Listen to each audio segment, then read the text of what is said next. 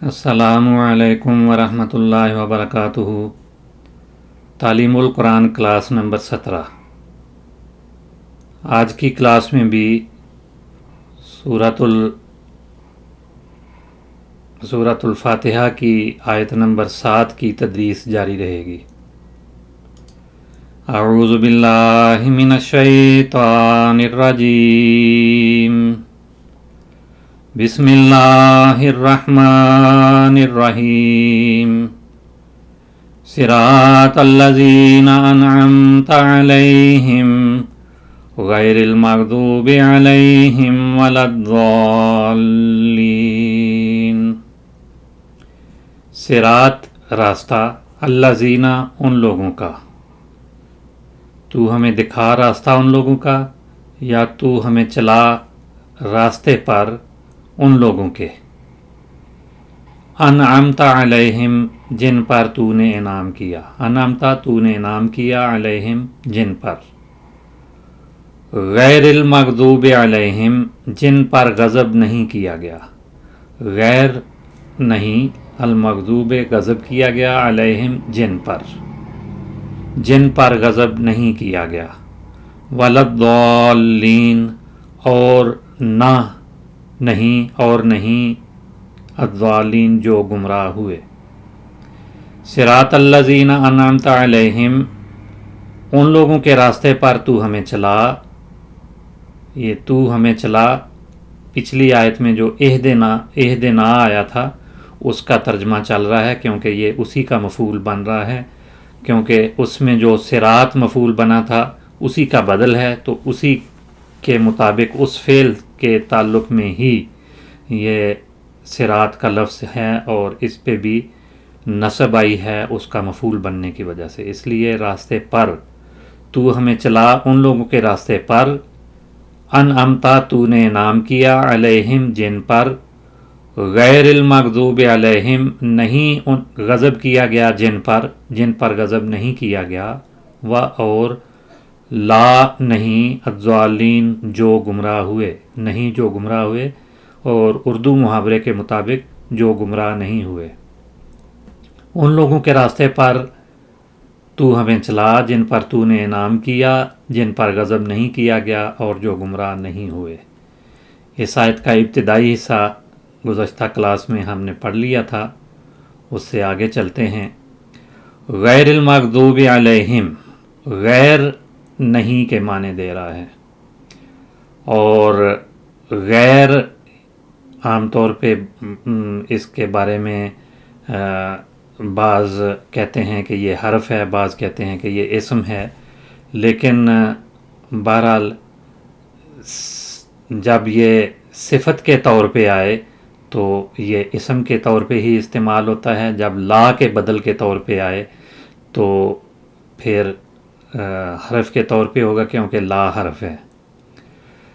تو یہ نحویوں کی آگے تفصیل سے اس پر بحثیں ہیں، میں اس طرف نہیں جاتا، صرف جو خلاصتاً اس کی تعریف بتائی گئی ہے میں وہ بیان کر دیتا ہوں۔ لفظ غیر کی اصل وضع صفت کے لیے ہے، یعنی یہ صفت کے طور پہ بن کے آتا ہے، جیسے غیر المغضوب میں لفظ غیر صفت کے معنی میں ہے، لیکن کبھی استثناء کے لیے بھی آتا ہے۔ استثناء میں جب استثناء کے معنوں میں آئے تو الا والا مفہوم دیتا ہے۔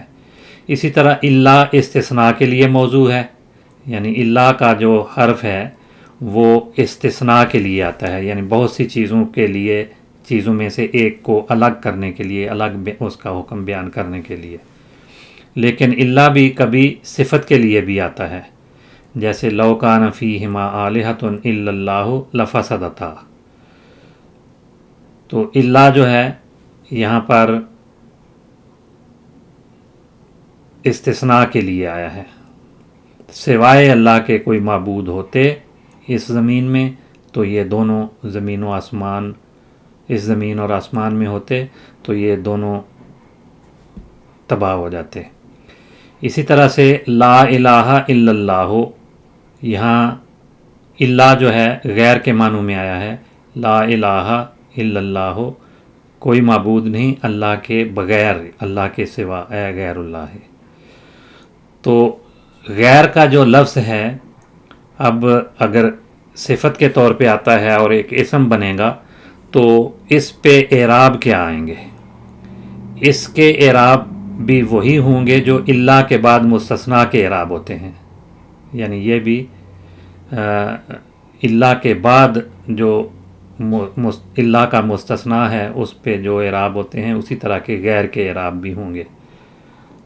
جیسے جاءنی القوم غیر زیدن، تو یہ اللہ زیدن ہونا چاہیے تھا، لیکن اللہ کی بجائے غیر آ گیا ہے، تو زید کے اعراب منصوب نصب کے ہوتے ہیں تو غیر کے بھی وہی ہوں گے.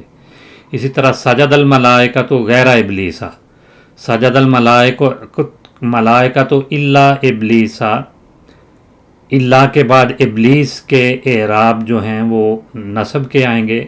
مستثنیٰ اللہ کے ساتھ جو مستثنیٰ آتا ہے اس کے اعراب نصب والے ہوتے ہیں تو وہ منصوب ہیں، تو غیر کے اعراب وہی ہوں گے جو مستثنیٰ اللہ کے ذریعے کیا جائے تو اس کے اعراب بنتے ہیں. تو غیر ابلیس غیر اس وجہ سے منصوب ہے، اور غیر کا لفظ مضاف بن کے آئے گا، اس لیے جو اس کے بعد اسم آتا ہے وہ مضاف الیہ بنے گا، اور مضاف الیہ کے اعراب ہمیشہ مجرور ہوتے ہیں، جر ہوتی ہے، تو ابلیس یہاں مجرور ہے.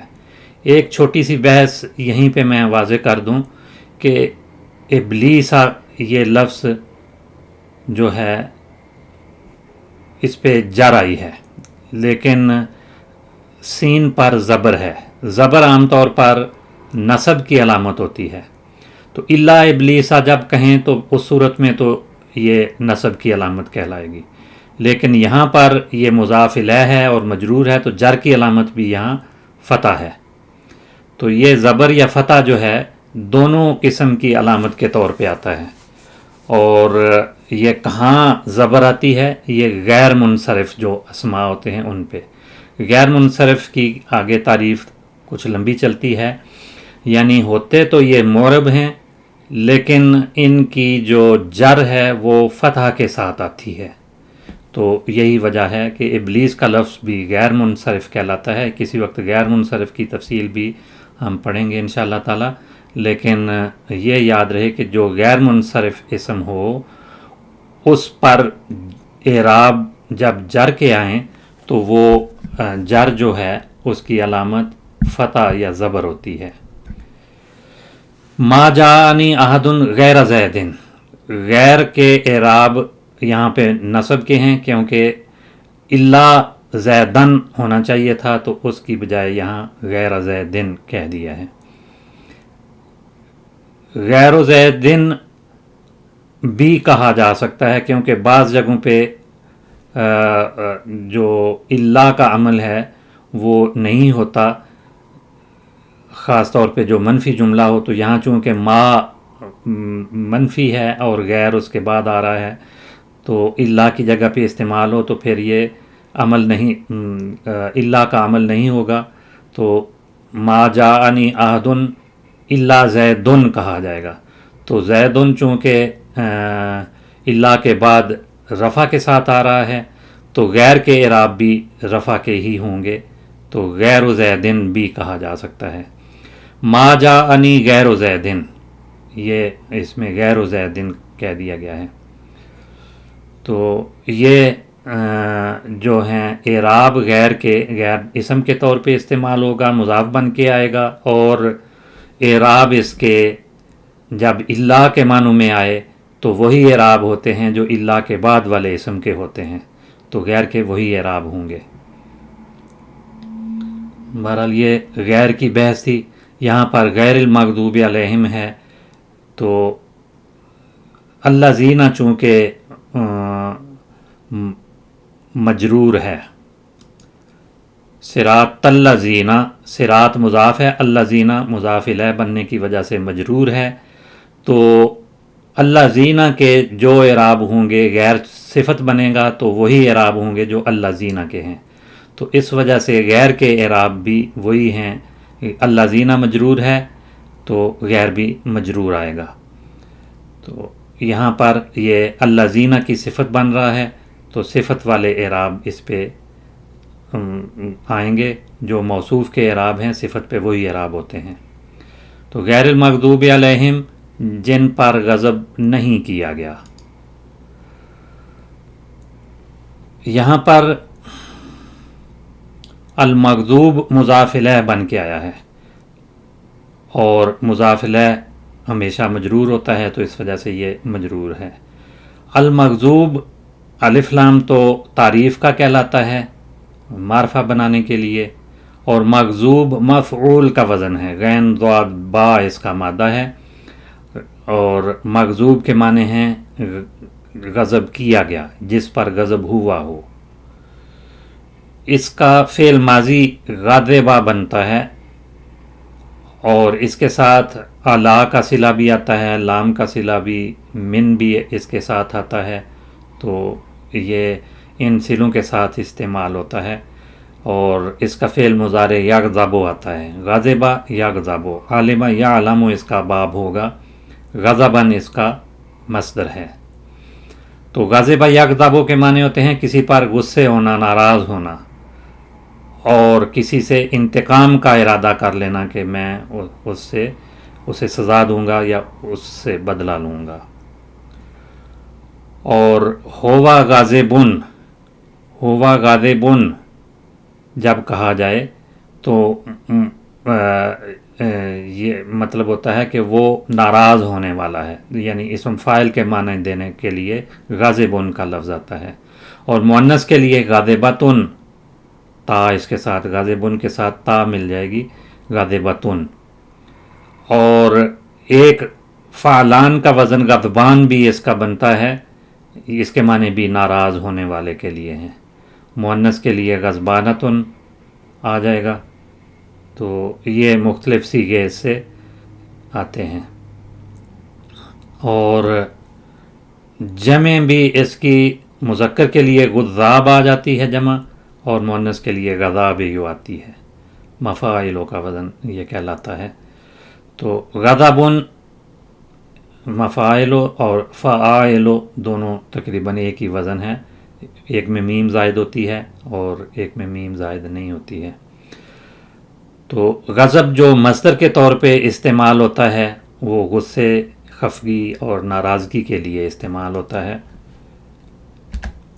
غیر المغضوب مغضوب علیہم غضب کیا گیا، علیہم جن پر، اور غیر جو ہے وہ نفی کا مفہوم یہاں پیدا کر رہا ہے، اس لیے غضب نہیں کیا گیا علیہم ان پر، یعنی جن پر اللہ تعالیٰ کی ناراضگی نہیں ہوئی۔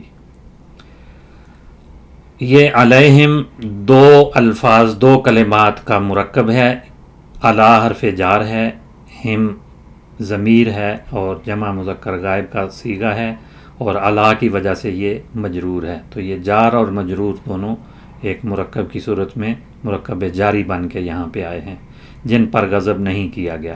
تو غیر المغضوب علیہم جن پر غضب نہیں کیا گیا، یہ حرف عاطف ہے، اور حروف عاطفہ کی بحث ہم پہلے پڑھ چکے ہیں کہ یہ دو کلمات کو، دو الفاظ کو یا دو جملوں کو ایک ہی حکم میں بیان کرنے کے لیے آتے ہیں، اور وہ حکم مختلف جگہوں پہ مختلف ہوتا ہے، اس وجہ سے واو اور دیگر جو حروف عاطفہ ہیں وہ اپنا اپنا مفہوم رکھتے ہیں، لیکن دو الفاظ کو یا دو جملوں کو آپس میں ایک جیسا ظاہر کرنے کے لیے آتے ہیں۔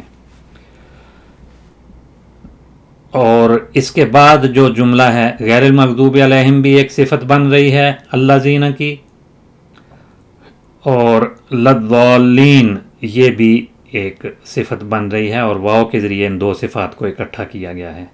لا نفی کا کلمہ ہے، حرف ہے، اور سابقہ نفی کی تاکید کے لیے ہے، جو غیر میں نفی بیان ہوئی تھی اس کی تاکید کے لیے ہے۔ تو اس کی تاکید اگر اسی لفظ میں لائی جائے تو اس میں وہ حسن نہیں ہوتا، اس لیے اس کے بدل کے طور پہ، غیر کے بدل کے طور پہ لا یہاں پہ بیان ہوا ہے، تو غیر الضالین اصل بنے گا، لیکن لضالین اس میں حسن پیدا کرنے کے لیے غیر کی جگہ پر لا کو استعمال کیا گیا ہے۔ اب اس لا کے بارے میں بھی ناوی آپس میں بحث کرتے ہیں، اور ناویوں کے دو بڑے جو فرقے کہہ لیں یا دو بڑے علوم کے ماہرین کہہ لیں، تو اس میں بصرہ اور کوفہ کے لوگ جو ہیں ان کا آپس میں ناوی بحثوں میں بہت گہرائی بھی ہے اور آپس میں بعض باتوں میں اختلاف بھی ہے۔ تو بصرہ کے رہنے والے جو ہیں وہ مکتب علم جو ہے ان کے نزدیک یہ لا زائدہ ہے اور تاکید کے معنی دیتا ہے، لیکن جو کوفہ ہیں، کوفہ کے رہنے والے ہیں، وہ کہتے ہیں کہ یہ غیر کے معنی میں ہے، جیسے جیت بلا شعین، اس میں حرف جار لایا گیا ہے، لہٰذا یہ غیر کے حکم میں ہے۔ اور جواب میں بصری کہتے ہیں کہ لا اپنے معنی رکھتا ہے اور حرف جار کا عمل اس کی بجائے بعد کے لفظ پر ہے، جیسے کوئی عامل الف لام کے بعد کے اسم پر عمل کرتا ہے، اسی طرح لا کے بعد کے لفظ پر عامل جو ہے اس کا پہلا عمل جو ہے وہ جاری رہا۔ تو الف لام اس عمل کو روکتا نہیں ہے، اسی طرح لا نے بھی اس عمل کو روکا نہیں ہے۔ تو کہتے ہیں کہ لا صرف نفی کے معنی دیتا ہے، اپنے معنی میں آ رہا ہے، اور اس سے پہلے المغضوب چونکہ مجرور ہے یا غیر مجرور ہے تو الضالین بھی اس کے تابع ہونے کی وجہ سے یہ مجرور ہے۔ بہرحال یہ لا کی مختصر سی بحث ہے۔ للضالین، اور نہیں جو گمراہ ہوئے۔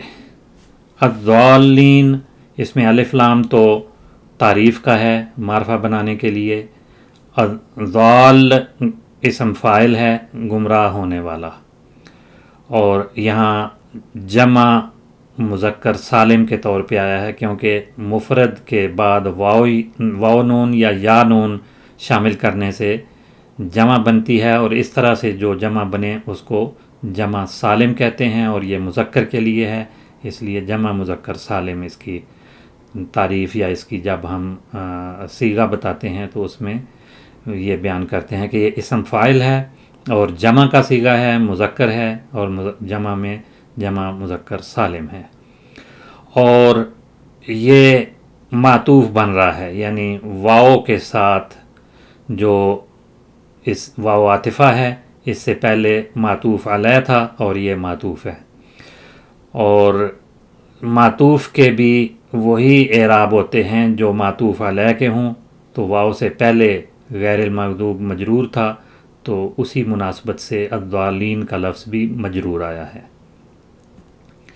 ضال کا لفظ جو ہے اس کا مادہ ضاد لام لام ہے، ضلہ، اس میں دو لام ہیں، ایک ہم جنس حروف ہیں، تو ان کی خاص نام بھی ہیں کہ اس طرح کے مادے کو کیا کہتے ہیں، وہ الگ سے تفصیل ہم پڑھیں گے۔ بہرحال ضاد لام لام ہے، تو اسم فاعل جب بنائیں تو فاعلن کی بجائے ضاللن بننا چاہیے، تو دونوں لام جو ہیں ان کا ادغام ہو کر ضالن پڑھا جاتا ہے اسم فاعل، اور جمع کے لیے ضالون یا ضالین آئے گا۔ تو ضلع اس کا فعل ماضی ہے یا ذل فعل مضارع ہے، اور مختلف مصادر ہیں، ذلن، ضلالن، ضلالتن، یہ مختلف مصادر آتے ہیں، اور اسم فاعل ضالن بنتا ہے۔ تو ذلہ یا ذلو کے معنی ہوتے ہیں پوشیدہ ہونا، چھپا ہونا یا غائب ہونا، اور کسی چیز کا ضائع ہو جانا، ہلاک اور برباد ہونا، یہ اس کے معنی ہیں، اور کسی چیز کا باطل اور بے اثر ہونا بھی اس کے معنی ہیں، اور کسی چیز کا بیکار ہو جانا یا کسی چیز کا پتہ نہ چلنا، اور گمراہ ہونا یا راہ حق سے ہٹا ہوا ہونا، یہ اس کے معنی بنتے ہیں۔ فعل یہ عام طور پہ لازم استعمال ہو رہا ہے یہاں پر، لیکن یہ متعدی کے طور پہ بھی آتا ہے۔ ضلہ کے معنی اضلہ کے بنتے ہیں، اضلہ متعدی ہے کسی کو گمراہ کرنا، تو ضلہ کے معنی بھی بعض اوقات متعدی گمراہ کرنے کے معنوں میں آتے ہیں۔ تو اضلہ یہ باب افعال ہے، اس میں ایک حمزہ زائد کر کے 4 حروف ماضی میں ہو گئے، تو یہ باب افعال کہلاتا ہے. اس کے معنی ہوتے ہیں گمراہ کرنا، چھپانا، ضائع کرنا یا ہلاک اور برباد کر دینا. اور کسی کو گمراہ پانا یا گمراہ سمجھنا، اس کے لیے بھی اضل کے الفاظ آتے ہیں. غائب کر دینا بھی اس کے معنی ہیں، اور دفن کرنے کے معنوں میں بھی یہ استعمال ہوتا ہے. یہ سورۃ فاتحہ کا ترجمہ مکمل ہوا. آمین اس کے بعد پڑھا جاتا ہے. آمین اگرچہ یہاں پر قرآنی الفاظ کا حصہ نہیں ہے، نہ ہی لکھنے میں یہ آتا ہے، لیکن چونکہ سورۃ فاتحہ ایک دعا ہے اور دعا بھی بڑی جامع ہے، تو عام طور پہ دعا کے بعد آمین کہا جاتا ہے. آمین کیا ہے؟ یہ اسم الفعل کہلاتا ہے، اور اس کے معنی ہیں اللہم استجب، اے اللہ تو ہماری دعا قبول کر. اب یہاں پہ ایک نئی بحث آ گئی کہ اسم الفعل کیا ہوتا ہے. یعنی عام طور پہ تو ہم نے پڑھا ہے کہ لفظ کی 3 قسمیں ہیں، اسم، فعل اور حرف، تینوں الگ الگ قسمیں ہیں. یہاں ایک چیز کو ہم اسم بھی کہہ رہے ہیں اور فعل بھی کہہ رہے ہیں. تو اس کا مطلب یہ ہے کہ یہ ہے تو اسم، لیکن فعل کے معنوں میں استعمال ہو رہا ہے. یعنی اللہم استجب کے معنوں میں آ رہا ہے کہ اے اللہ تو قبول فرما، ہماری یہ دعا جو ہم نے کی ہے اسے قبول کر لے. تو یہ ایک ہی لفظ ایسا نہیں ہے، بلکہ اور بھی بعض الفاظ ہیں جو فعل کے طور پہ استعمال ہوتے ہیں. تو کچھ بحث ہم اسماء الافعال کی بھی یہاں پڑھ لیتے ہیں. اسماء اسم کی جمع ہے، یعنی ایسے اسماء جو فعل کے طور پہ استعمال ہوتے ہیں. یہ کیا ہوتے ہیں؟ یہ ایسے اسماء ہیں جن میں فعل کے معنی پائے جائیں، لیکن وہ فعل کی علامات کو قبول نہ کریں. انہیں اسماء افعال یا اسماء الافعال کہا جاتا ہے. زمانے کے اعتبار سے اسماء افعال کی 2 قسمیں ہیں. اسماء الافعال بمعنی ماضی، یعنی ماضی کے فعل کے طور پہ جو اسماء استعمال ہوتے ہیں، اور اسماء الافعال بمعنی امر حاضر، یعنی امر کا حکم دیتے ہیں اور مخاطب یعنی حاضر یا مخاطب کے لیے امر کا معنی دینے کے لیے استعمال ہوتے ہیں. تو اس میں زمانہ حال یا مستقبل کا ذکر نہیں ہے. بعض جو ہیں وہ امر کا معنی دیتے ہیں، فعل امر کا، اور امر کا صیغہ جو بنیادی طور پہ ہے وہ صرف مخاطب یا حاضر کے لیے استعمال ہوتا ہے. تو اسی لحاظ سے امر حاضر کے معنوں میں بعض اسماء استعمال ہوتے ہیں، تو انہیں اسماء الافعال کہا جاتا ہے. ماضی کے معنی میں جو عام طور پہ آتے ہیں، یہ وہ اسماء ہیں جن میں فعل ماضی والا معنی پایا جاتا ہے. جیسے ہائے ہاتا، اس کا معنی ہے بعودا، وہ دور ہوا. یہ اسماء عمل کیا کرتے ہیں؟ ان کا عمل یہ ہے کہ اپنے ما بعد اسم کو رفع دیتے ہیں. اور اسماء افعال بمعنی ماضی مبنی بر فتح ہوتے ہیں. یعنی یہ اسماء جو اسماء الافعال ہیں یہ مبنی ہوں گے، اور ان کے آخری حرف پر ہمیشہ زبر یا فتح آئے گی. تو فتح پر مبنی ہیں، یعنی یہ فتح ان کے بنا کی علامت ہے، اعراب کی علامت نہیں. جو مبنی اور مورب کی تقسیم ہم کرتے ہیں اس لحاظ سے یہ مبنی ہے، اور کس حرکت پر مبنی ہے؟ فتح پر. اس کے آخر میں ہمیشہ فتح آتی ہے. تو ماضی اسماء الافعال بمعنی ماضی جو ہیں وہ مبنی بر فتح ہوتے ہیں، اور وہ درج ذیل ہیں. ہے ہاتا بمعنی بعودا، اور جملے میں جب استعمال کریں تو کہیں گے ہے ہاتا زیدن. تو ہے ہاتا تو اسم ہے، یہ مبنی ہے، فعل کے طور پہ، فعل ماضی کے طور پہ استعمال ہو رہا ہے، اور زیدن جو ہے وہ رفع اس پہ آ رہی ہے.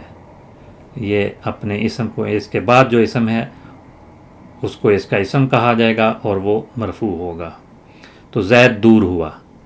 اسی طرح سے شتانہ، اس کے معنی ہوتے ہیں افتراقہ، یعنی وہ الگ الگ ہو گئے. شتانہ زید و عمر، زید اور عمر دونوں الگ الگ ہو گئے، جدا ہو گئے، وہ دونوں دور دور ہیں یا دور دور ہو گئے۔ سرعانہ یہ بھی اسم ہے لیکن فعل کے طور پہ استعمال ہوتا ہے اسرع کے معنوں میں، جیسے سرعان الباس ہو کہ بس جو ہے وہ بہت تیز چلنے لگی، بہت تیز ہو گئی۔ جو فعل امر کے معنوں میں آنے والے اسماء ہیں وہ ایسے اسماء ہیں جو فعل امر کا معنی دیتے ہیں، اور ان کا عمل کیا ہے، یہ اپنے ما بعد اسم کو مفعول بہ ہونے کی وجہ سے نصب دیتے ہیں، یعنی ان کے بعد آنے والا اسم منصوب ہوگا کیونکہ وہ مفعول بنتا ہے، اور یہ مندرجہ ذیل ہیں۔ رویدہ اس کا معنی ہے امہل، تو مہلت دے، جیسے روید المخطئہ جو خطا کار ہے اس کو تو مہلت دے دے، رویدہ تو مہلت دے المخطئہ خطا کار کو، تو المخطئہ اس کا مفعول بن رہا ہے تو وہ منصوب ہوگا، مفعول بہ بنے گا اور اس پہ نصب آئے گی۔ تو یہ فرق آسانی سے ہو سکتا ہے کہ جہاں اسم الفعل کے بعد منصوب اسم آئے وہ اسم جو ہے مفعول بہ بنے گا، منصوب ہوگا، اور اس سے پہلے فعل جو اسم ہے فعل امر حاضر کے معنوں میں آئے گا۔ اسی طرح بلہا ہے بمعنی دا، جیسے تو چھوڑ دے، دا کے معنی ہے تو چھوڑ دے، تو بلہا زیدن، تو زید کو چھوڑ دے۔ حیا حل یہ بھی ایک اسم ہے جو فعل کے معنی دے رہا ہے، اور اس کے معنی ہے ایت، لاؤ، جیسے حیا حل للکتاب، تم کتاب لاؤ۔ حیا جو نماز اذان یا اقامت کے الفاظ میں بھی آتا ہے، حیا اس کے معنی ہے اقبل یا عجل، جلدی آؤ، جلدی کرو۔ حیا علی الصلاۃ، نماز کی طرف آؤ۔ دونکا یہ بھی اسم ہے اور اس کے معنی ہے اس کا معنی ہے خذ، تو پکڑ لے۔ دونک القلم، قلم لے لے، قلم پکڑ لے۔ علیکا اس کا معنی ہے الزم، لازم پکڑو۔ علیک الصدق، سچائی کو لازم پکڑو، سچائی کو اختیار کرو۔ ہا اس کے معنی ہے خذ، جیسے حل مستر، اسکیل پکڑو۔ آمین جو ابھی سورۃ فاتحہ کے بعد ہم نے دعا کو قبولیت کے طور پہ ہم نے پڑھا تھا۔ آمین بمعنی استجب، تو قبول کر۔ ہاتے کے معنی ہے آتے، تو دے۔ ہاتے زید القلم، تو زید کو قلم دے دے۔ اور حلم تم آؤ، تعالی کے معنوں میں ہے۔ حلم تم لاؤ، اس کے معنی ہوں گے تم لاؤ، جیسے حلم الکتابہ، تم کتاب لاؤ۔ تو یہ چند الفاظ ہیں جو اسماء الافعال کے طور پہ ہیں، لیکن ان کے علاوہ بھی بعض اسماء الافعال ہیں، اور ان میں سے یہ چند مثالیں ہم نے پڑھ لی ہیں۔ کچھ ایسے بھی کلمات ہیں جن میں فعل مضارع والا معنی پایا جاتا ہے، یعنی حال اور مستقبل کا، لیکن عام طور پہ ان کو ان اسماء الافعال میں شامل نہیں کیا جاتا، اس لیے الگ نوٹ کے طور پہ ان کو بیان کیا جاتا ہے۔ تو کچھ ایسے کلمات بھی ہیں جن میں فعل مضارع والا معنی پایا جاتا ہے، اور یہ سب مبنی بر سکون ہوتے ہیں اور اپنے ما بعد اسم کو رفع دیتے ہیں، جیسے ماضی کے لیے استعمال ہونے والے اپنے ما بعد اسم کو رفع دیتے ہیں، تو یہ بھی رفع دینے والے کلمات ہیں۔ قد ہے، قط ہے، ذا، اف، اور یہ ماضی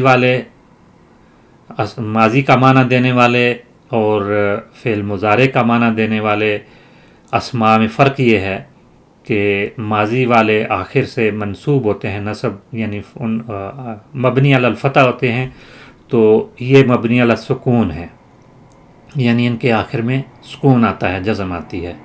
قد، قط، ذا، اف یہ چند حروف ہیں۔ قد، قط بمعنی یکفی آتے ہیں، اور ذا بمعنی تحسینوں کے آتے ہیں کہ میں پسند کرتا ہوں، اور اف بمعنی اکرہ کے آتے ہیں، یعنی میں ناپسند کرتا ہوں۔ تو آج کی کلاس کا وقت ختم ہو رہا ہے، اسی پہ اب ہم کلاس ختم کرتے ہیں، باقی انشاءاللہ تعالی اگلی کلاس میں۔ السلام علیکم ورحمۃ اللہ وبرکاتہ۔